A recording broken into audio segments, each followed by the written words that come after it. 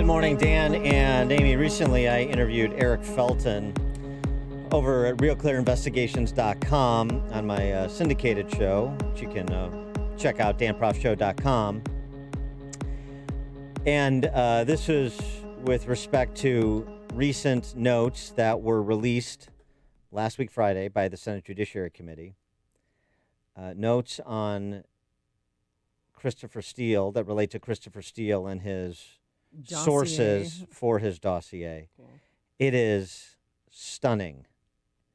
Just when you think this can't get more absurd, the Steele dossier turns out to be something like a parody of a Tom Clancy novel with primary subsources and subsources to the subsource that are basically like a friend circle of people that have no particular information, at least at the outset, of anything Trump-related, who don't even know who the players are. They, names are relayed, and then they can't remember what names they're relayed, but they're supposed to be giving value-added information on people like Paul Manafort. Who? What was that name again?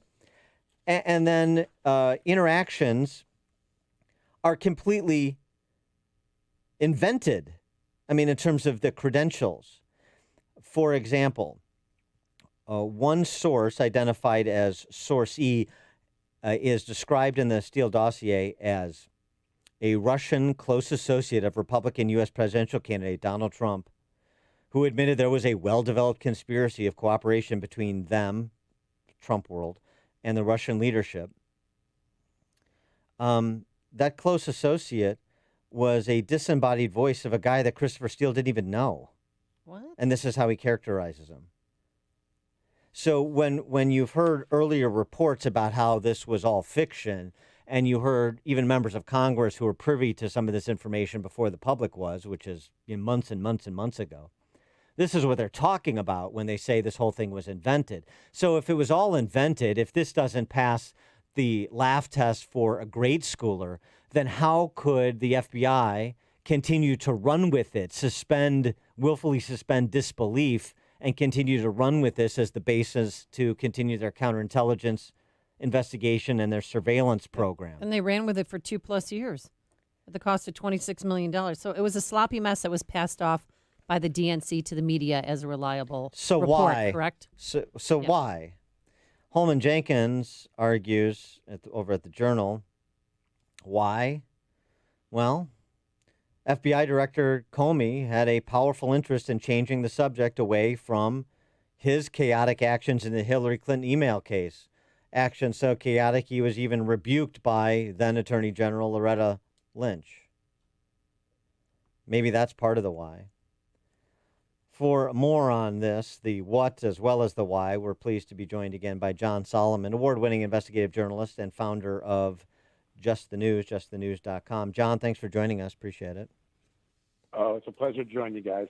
So I know you wrote about another specific aspect of this, which is the FBI wanting to use White House briefings to spy on Trump and Trump aides as part of their rolling counter-intel investigation. But first, if you would, just address Eric Felton's piece and those notes that formed the basis of his piece, that just how ridiculous the Steele dossier was, and so just how untenable the position is that there was any basis for this investigation, the surveillance warrants, and everything else that ensued over the last couple of years.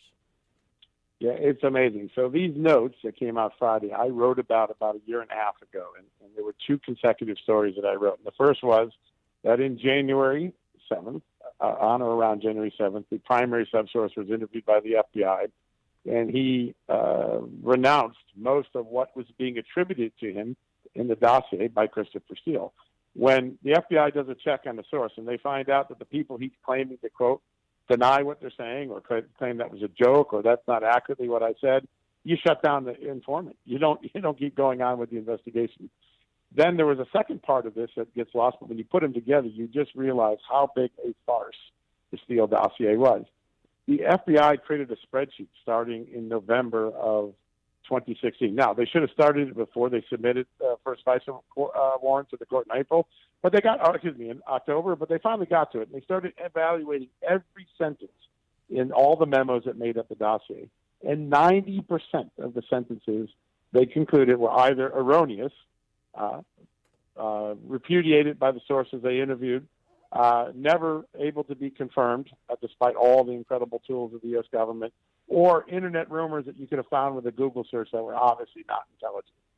90%. When you take those two things together, you realize for one full year, on 4 separate occasions, the FBI went to the FISA court and said, we have a right to violate Carter Page's civil rights and to spy on the Trump campaign because we have this dossier and it's verified and we have no derogatory information because this guy Steele's a solid guy.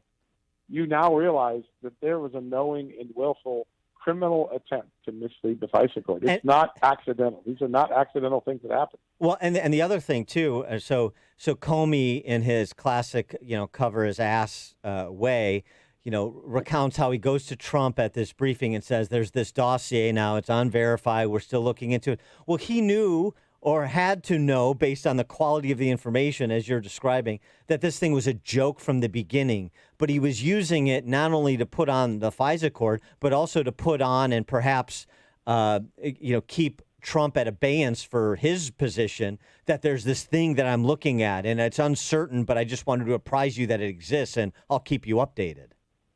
And then what happens? 3 days later, it's leaked to the media. And what's so interesting about the FBI's conduct, I put a timetable together. You find out January 4th that the FBI 2017, that the FBI wanted to close down the Mike Flynn investigation, the career people who do the job by the book, because there's no derogatory information. Within 7 days, there's a leak of the Flynn transcript to the media to make it look like something bad had happened. On January 5th, the president is told, there's nothing there, boss. We just want you to know about it.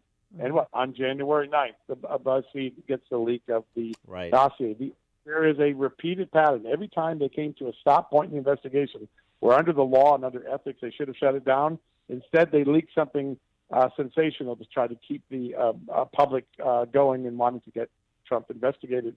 This is really dirty stuff. This is what the FBI should not be doing. It's what they should be prosecuting other people for doing. The Comey FBI will go down as one of the most crooked and incompetent FBIs in recent history. And do we know names of the leakers? We don't, and that's remarkable because it's been 4 years. I mean, the idea we haven't seen a prosecution of the person who leaked the Flynn transcript is jaw-dropping.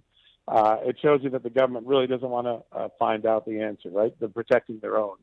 But I do think Durham is starting to make progress on all of these issues. There's just enormous activity. The special prosecutor, John Durham, in the last several weeks, interviews, document gathering, cooperation deals. I would keep an eye around the period of early September, maybe just before or after Labor Day, where we might see the first accountability coming out of the Justice Department. Do you believe, since you've been ahead of the learning curve on all of this from the outset, do you believe that it will get to the upper reaches, the Comey level, the Brennan level, and not just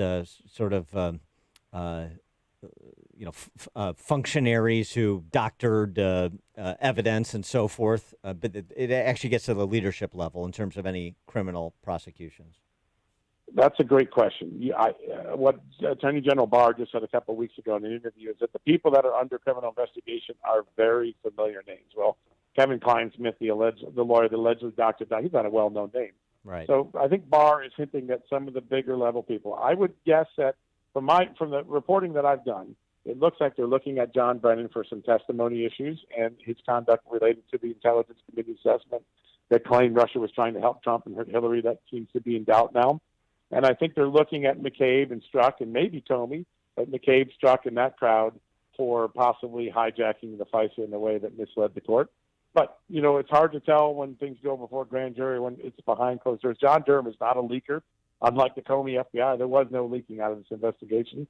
So you're at the mercy of defense lawyers and witnesses. And I think we just got to wait and see. But there is a prima facie case of criminality sitting in the public record right now that, should give us all pause, and we should all hope that the Justice Department gets its act together and some people indicted. And do you agree with Holman Jenkins that perhaps the why did this all unfurl the way that it did was initially for Comey to, again, cover his backside with respect to how he handled the Hillary Clinton email case, and then it just took on a life of its own? I think Comey's willingness to accept the case in October with the flaws probably had a lot to do with guilt, because he's still suffering from the boomerang of the. I think when you get into January 17, the FBI has a different motive. Mike Flynn and Donald Trump were going to blow up the intelligence community. They had a different way. They wanted to do business as the new sheriff in town. And the FBI and the intelligence community establishment wanted to resist that. They wanted the status quo.